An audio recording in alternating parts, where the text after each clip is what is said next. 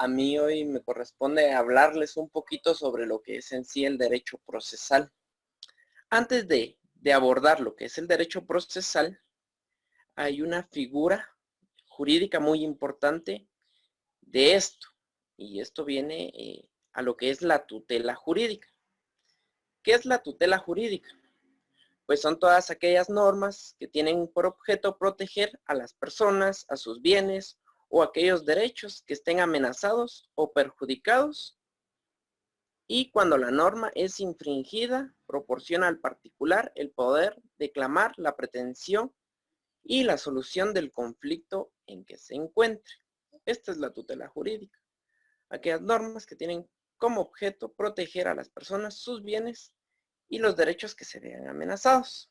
Teniendo muy claro lo que es la tutela jurídica, vamos a ver que a lo largo de la historia, la justicia, que es lo que compete, se ha alcanzado a través de esta tutela jurídica. Y aquí esto viene y es muy importante porque es como el proceso ha ido evolucionando. Vamos a empezar hablando sobre lo que era la autotutela o autodefensa. Cuando hablamos de la autotutela o autodefensa, nos hace referencia a que aquel titular del derecho asume su propia defensa.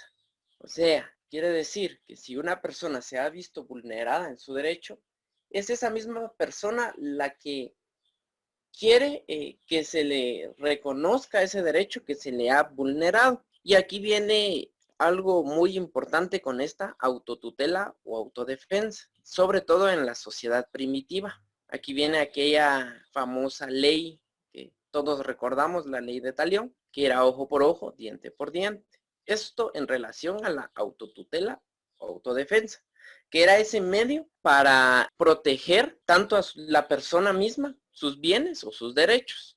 Siguiendo en ese orden de ideas, también más adelante de la autodefensa viene lo que es la autocomposición, y esta autocomposición se fundamenta en que se busca aquella reflexión de las partes, por eso su mismo nombre lo indica, es una autocomposición, o sea, busca aquella reflexión de las partes en el sentido de evitar un pleito más que todo que ellos solucionen sus problemas. ¿Cómo se le conoce en esto a la actualidad? En la actualidad, pues la conciliación, la famosa conciliación, ¿cómo se llaman estos? Medios alternativos de resolución de conflictos. Conciliación, arbitraje, mediación. Todos recordaremos cuando estuvimos en el bufete y teníamos nuestro casito donde debíamos mediar. Entonces, a esto viene la autocomposición. Todo esto en relación a la tutela jurídica. Y ya después de estas dos surge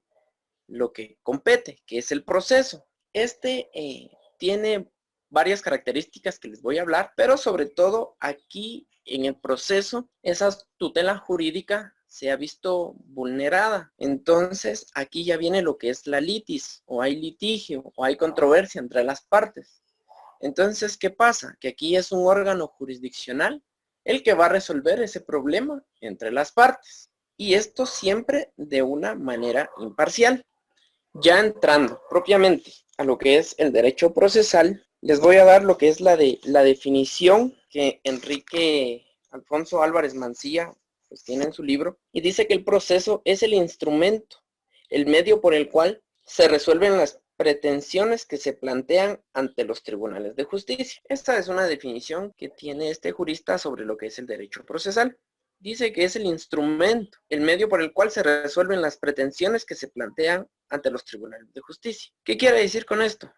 Cuando nos dice que es un instrumento, es porque lleva varios métodos para poder resolverlo. ¿Y qué va a resolver? Aquellas pretensiones que se plantean. Aquí viene lo que yo les hablaba de la tutela jurídica, de esos derechos, obligaciones que se han vulnerado. Entonces, ¿qué es lo que buscan las personas? Que se les reconozca ese derecho. ¿Y ante quién se va a hacer? Ante los tribunales de justicia. Otra definición que menciona dice que es la ciencia jurídica que en forma sistemática estudia los principios y las normas referidas a la función judicial del Estado en todos sus aspectos, y que por tanto fijan el procedimiento que se ha de seguir. especificando los presupuestos, modos y formas a observar en el trámite procesal para la efectiva realización del derecho positivo en los casos concretos, organizando la magistratura con determinación de sus funciones para cada una de las categorías de sus integrantes y determinando las personas que deben someter a la jurisdicción del Estado. Esta es una definición en sentido más amplio. ¿Por qué en sentido más amplio? Esta definición ya tiene inmerso o va inmersa en esta definición aquellos tres pilares fundamentales del derecho procesal, que son la acción, jurisdicción y el proceso propiamente dicho. Eso con relación a lo que sería la definición o el concepto de derecho procesal. Otro tema que a mí me tocó hablarles es en cuanto a la naturaleza jurídica del derecho procesal. Cuando hablamos de naturaleza jurídica de cualquier área del derecho, luego viene a nuestra mente si es de derecho privado o de derecho público. Cuando nos menciona cuál es la naturaleza jurídica del derecho civil, por ejemplo, luego viene a nosotros, esa es un área del derecho privado. Entonces, teniendo una idea clara de lo que es la naturaleza jurídica, les voy a hablar sobre lo que es la naturaleza jurídica del derecho procesal. En primer lugar, para hablar de naturaleza jurídica y para hacerles recordar un poquito, para que tengan esa retrospectiva de lo que es la naturaleza jurídica, hablemos que se puede dividir, podemos decir que hay derecho privado o derecho público. ¿Y qué entendemos por el derecho privado? Que son aquellas relaciones recíprocas por los individuos, fijando límites a los intereses de cada uno de ellos. En esta quiere decir que entre esos individuos o entre las personas hay una condición de coordinación o de paridad, o sea, ambos están, si lo queremos ver así, en una balanza, ambos pesan lo mismo en derecho privado.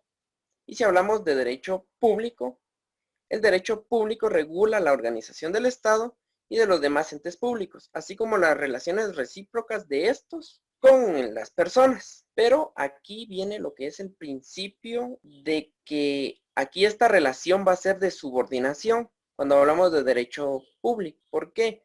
Si nos ponemos o visualizamos o imaginamos esa balanza, el Estado pesa más que el particular. Teniendo claro cómo diferenciar al derecho público y al derecho privado, entonces mencionaremos que la naturaleza jurídica del derecho procesal es eminentemente de derecho público. ¿Por qué? Porque es el Estado el que crea las normas procesales y como lo explicaba ayer Michelita en el artículo 1 del Código Procesal Civil y Mercantil, dice que la jurisdicción civil y mercantil, salvo disposiciones especiales de la ley, será ejercida por los jueces ordinarios. Ahí podemos ver un claro ejemplo de que es el Estado el que otorga esa capacidad o esa investidura para que sean los jueces ordinarios. Así como también está en el artículo constitucional, sería el artículo 203, que dice independencia del organismo judicial y potestad de juzgar. La justicia se imparte de conformidad con la Constitución y las leyes de la República. Corresponde a los tribunales de justicia la potestad de juzgar y promover la ejecución de lo juzgado. Entonces aquí podemos ver que la naturaleza jurídica del derecho procesal es eminentemente de derecho público. Otro de los temas es en cuanto a sus características. Las características del derecho procesal las podemos mencionar o pueden ser tres. Una de ellas es la imparcialidad. ¿Por qué la imparcialidad? Esto viene aunado a los ejemplos que les daba de la autodefensa, autocompensación y el proceso propiamente dicho. ¿Por qué? Porque en la autodefensa y en la autocompensación, cuando una persona se miraba vulnerada en sus derechos, para poder restituirlos o reclamar esos derechos, se hacía de una manera parcial, como les decía, la ley de talión. En cambio, ya el derecho procesal es imparcial o es la característica de imparcialidad. ¿Por qué? Porque el juez de conformidad con la ley va a decidir el asunto puesto a su competencia y a su jurisdicción. Otra característica es la de idoneidad. ¿Qué quiere decir la idoneidad? Que es el Estado o es una obligación del Estado crear esas normas jurídicas para que las partes puedan resolver las controversias que entre ellos surgen. Y la otra característica sería la de garantía. Esta característica de garantía establece que en el actuar del juez, él siempre va a actuar de una manera ética y con responsabilidad en las decisiones que tome sobre los casos o los conflictos que sean puestos a su conocimiento. Siguiendo en ese orden de ideas del derecho procesal, también podemos ver que el derecho procesal tiene principios. Claro que tiene principios. Los principios que podemos enumerar sería el de primacía de la ley. Este se encuentra contenido en el artículo 3 de la ley del organismo judicial, que dice: contra la observancia de la ley no puede alegarse ignorancia, desuso, costumbre o práctica en contrario. También encontramos lo que es el principio de legalidad, también en el artículo 4 del mismo cuerpo legal. El ámbito de aplicación en el artículo 5 también de la ley del organismo judicial. Vigencia de la ley en el artículo 6. La abrogación en el artículo 8. La integración en el artículo 10. El debido proceso en el artículo 15. Así como también los principios de seguridad jurídica en el artículo 2 de la Constitución Política de la República de Guatemala, la libertad e igualdad en el artículo 4, la inviolabilidad de la defensa en el artículo 8 y el derecho de defensa en el artículo 12. Estos son los principios que rigen al derecho procesal. Siguiendo hablando un poquito de derecho procesal, compañeros, hay una clasificación del derecho procesal. Esta clasificación la podemos subdividir. ¿Cómo podríamos subdividir esta clasificación del derecho procesal? El derecho procesal por la materia se puede dividir en civil, penal, laboral, administrativo y otras más. Por su forma, el derecho procesal puede ser oral y escrito. Por la controversia, o sea, por el actuar de las personas, por aquel problema que surge entre las personas, pueden ser contenciosos, voluntarios.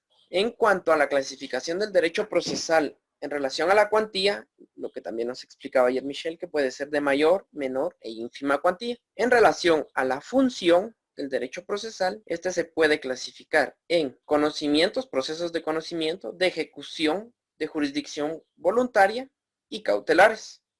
Y ahora también me va a corresponder hablarles un poquito sobre lo que son las fuentes del derecho procesal. Primero partamos de qué es fuente o a qué se le llama fuente. Una fuente es el inicio de algo, es donde algo nace, de donde principia algo. Teniendo eso claro, las fuentes del derecho procesal les podemos llamar a aquellas disposiciones que pueden citarse válidamente en el proceso para fundar un acto de procedimiento. Dentro de las leyes que menciona, o de las fuentes del derecho procesal, está lo que es la ley. La ley es una fuente del derecho procesal. ¿Por qué? Porque esta está emanada del poder legislativo.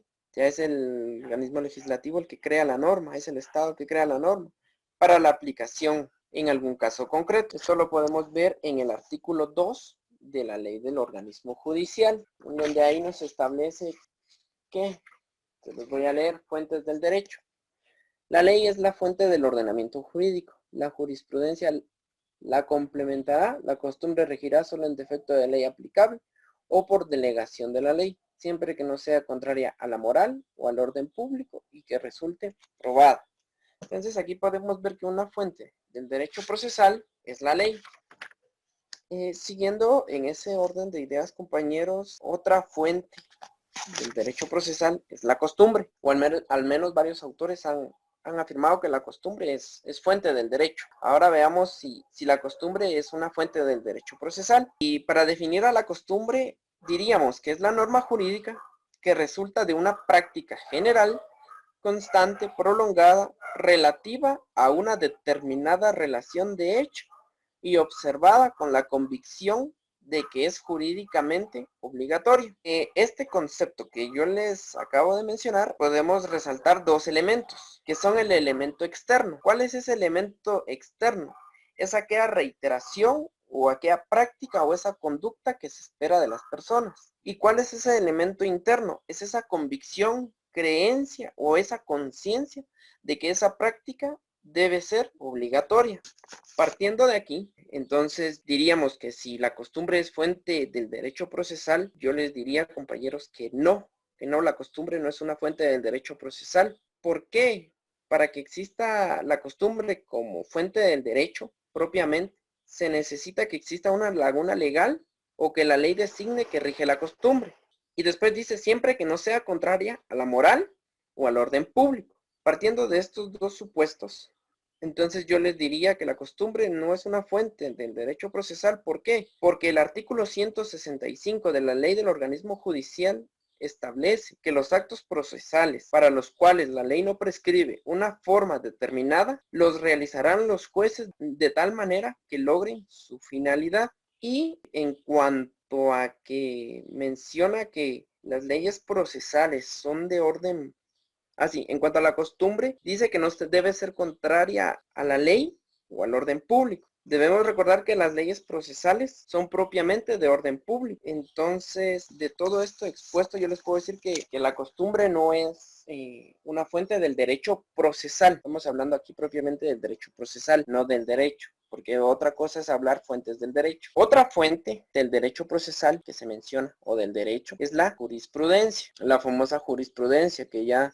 todos sabemos qué es la jurisprudencia, o también llamada doctrina legal, así como establece el Código Procesal Civil y Mercantil en el artículo 621, que dice que se entiende por doctrina legal a la reiteración de fallos de casación pronunciados en un mismo sentido en casos similares no interrumpidos por otro en contrario y que hayan obtenido el voto favorable de 4 magistrados por lo menos. Y otra definición de la jurisprudencia la encontramos en la Ley de Amparo, en el artículo 43, que dice: la interpretación de las normas de la Constitución y de otras leyes contenidas en sentencia de la Corte de Constitucionalidad sienta doctrina legal que debe respetarse por los tribunales al haber 3 fallos contestes de la misma Corte.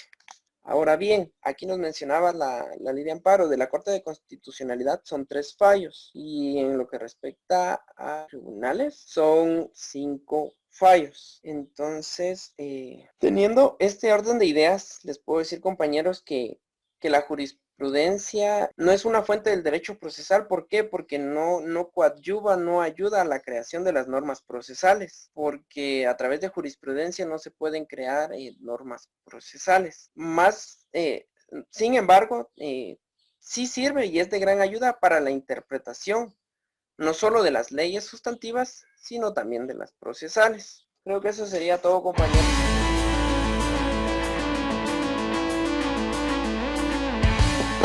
Y solo hay que aclarar una diferencia entre proceso y procedimiento. Dado que el proceso está formado, bueno, María Luisa Godoy menciona el proceso como una institución. Entonces, él menciona que constituye un conjunto de actos que persigue una sola finalidad, así como lo mencionaba Cristian. Y el procedimiento es una serie sucesiva y combinada de lo que ha de realizarse para lograr este proceso solamente.